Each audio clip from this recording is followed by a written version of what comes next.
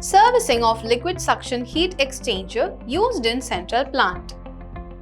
Hello, my name is Charumati. I hope you are all excited for today's session. In this module, we are going to learn about liquid suction heat exchangers used in central plants.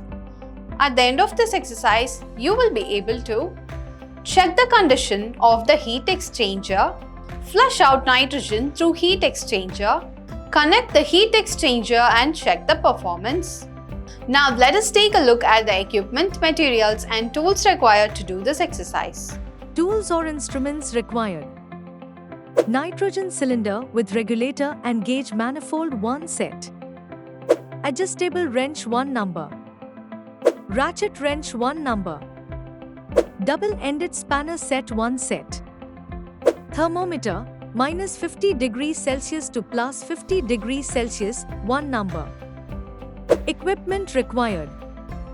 Refrigeration system with all the parameters in the panel board equipped with heat exchanger 1 number. Materials required. Charging, copper, line 1 number. Clean cloth. Goggles 1 pair.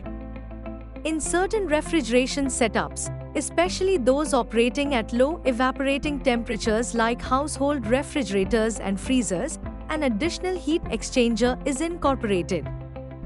This exchanger, known as a liquid to suction line heat exchanger, enhances refrigeration efficiency by reducing vapor quality at the evaporator inlet, achieved by transferring heat from the liquid leaving the condenser to the vapor entering the compressor.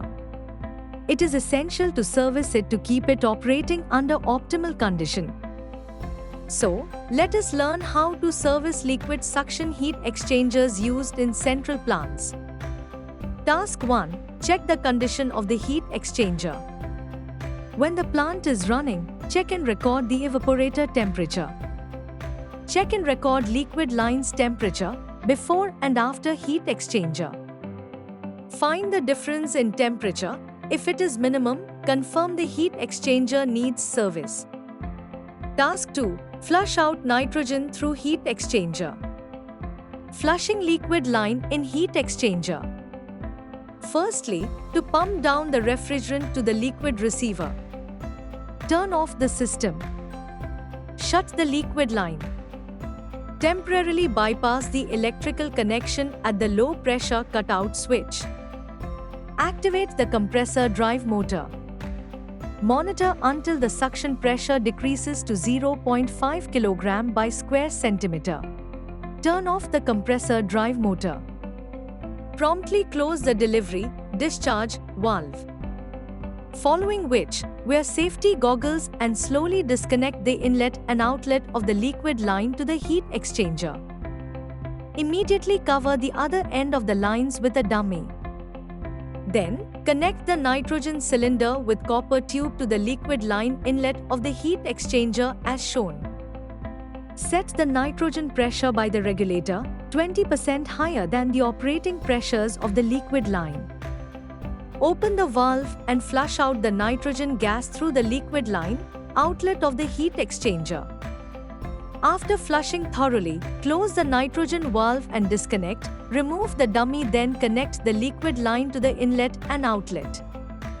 Flushing suction line in heat exchanger, slowly disconnect the suction line inlet and outlet to heat exchanger as shown.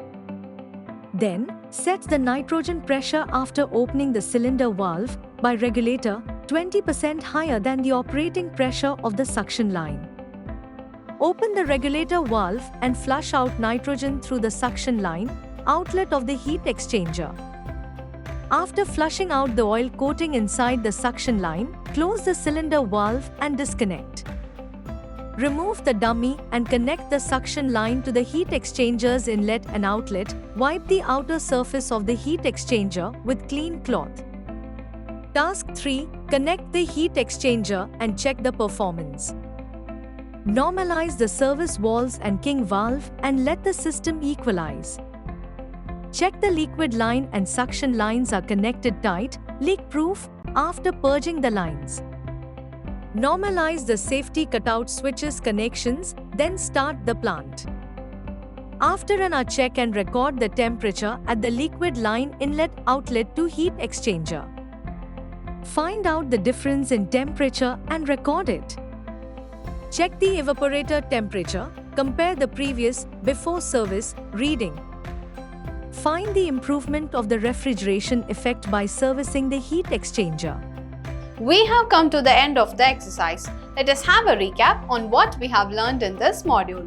We have learned to check the condition of the heat exchanger, flush out nitrogen through heat exchanger, connect the heat exchanger and check the performance. Thus, we have learnt the servicing of liquid suction heat exchangers used in central plants. Hope you have a clear understanding of this. Do this exercise with the help of your instructor. Thank you all. See you in the next video.